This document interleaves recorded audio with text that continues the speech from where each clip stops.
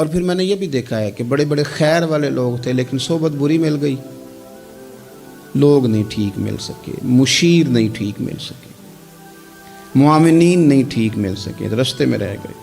صحیح بخاری میں ایک بادشاہ کا واقعہ ہے، بادشاہ کا۔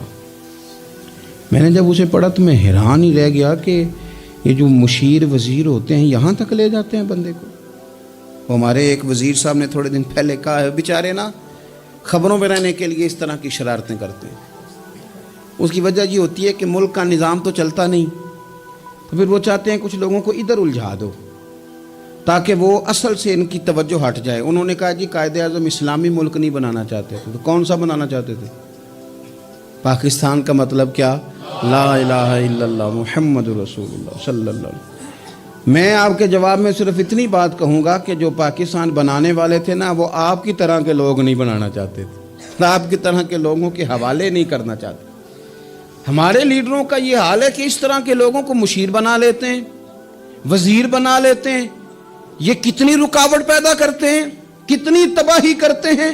دیکھیے بخاری میں موجود ہے، ہرقل بادشاہ نے حضرت ابو سفیان رضی اللہ تعالیٰ عنہ، جو اس وقت ابھی کلمہ نہیں پڑھتے تھے، ان کو بلا کے نبی پاک علیہ السلام کے بارے میں ساری باتیں پوچھی۔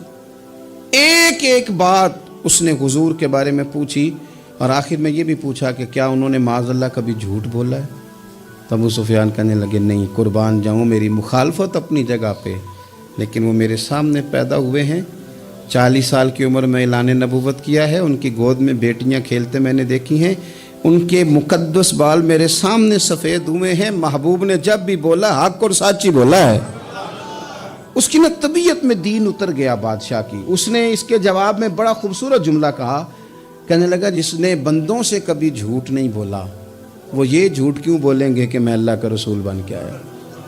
اس کی طبیعت تسلیم کر گئی کہ نبی پاک علیہ الصلوۃ والسلام سچے اور آخری نبی ہیں، اور اس نے اظہار بھی کیا، کہنے لگا مجھے یہ تو امید تھی کہ اللہ کے آخری محبوب علیہ السلام اپنی شانوں، عظمتوں، رفعتوں، بلندیوں سمیت تشریف لانے والے ہیں، پر یہ نہیں پتا تھا کہ وہ اہل عرب میں سے آئیں گے۔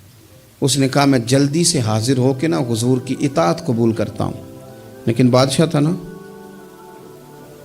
بڑا آدمی جو ہوتا ہے نا وہ اپنے ماحول کو ذرا تھوڑا ساتھ لے کے چلنا چاہتا ہے۔ تو بادشاہ نے بھی نا اپنے جتنے اس کے وزیر مشیر تھے ان کو بلایا اور اپنے محل میں دعوت دی۔ ذرا انداز دیکھیے گا، اور خود بالا خانے کے اوپر چڑھ گیا، دروازے بند کر لیے، اور اوپر چڑھ کے نا انہیں بالا خانے سے جھانک کے کہنے لگا تمہیں بھی پتہ چل گیا، مجھے بھی پتہ چل گیا، اللہ کے آخری رسول تشریف لے آئے صلی اللہ تعالی علیہ وسلم۔ اب میرا خیال ہے کہ ہماری اور تمہاری بہتری اور بقا اسی میں ہے کہ ہم بیٹھے نہ رہیں، جلدی سے جا کے محبوب پاک کے دامن کو تھام لیں، حضور کی فرما برداری قبول کر لیں۔ اب جب بادشاہ نے یہ بات کی تو وہ جو وزیر تھے، مشیر تھے، ان کی حالت اتنی خطرناک ہو گئی کہ وہ تو دروازوں کی طرف دوڑے کہ کھولیں گے اور نوچ لیں گے بادشاہ کو، یہ کیا کہہ رہا ہے معاذ اللہ۔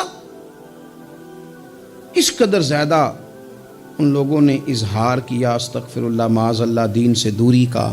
جب بادشاہ نے یہ کیفیت دیکھی نا، اوہو، بندے دیکھ کے رب رسول سے دور رہ گیا۔